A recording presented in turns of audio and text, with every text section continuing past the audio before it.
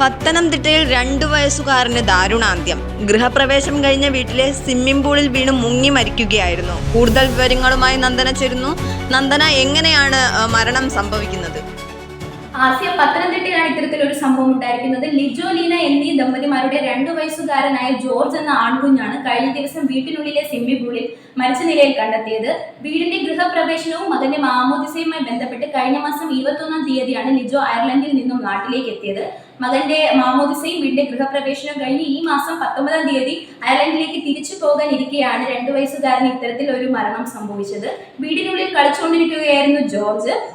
കളിക്കുന്നതിനിടയിൽ അബദ്ധത്തിൽ സ്വിമ്മിംഗ് പൂളിലേക്ക് വീണ് കുഞ്ഞ് മരണപ്പെടുകയായിരുന്നു എന്നാണ് പ്രാഥമിക നിഗമനം. വീട്ടിൽ കുട്ടിയെ കാണാതായതിനെ തുടർന്ന് വീട്ടുകാർ അന്വേഷിക്കുകയും തുടർന്ന് മകനെ സ്വിമ്മിംഗ് പൂളിൽ മരിച്ച നിലയിൽ കണ്ടെത്തുകയും ചെയ്തു.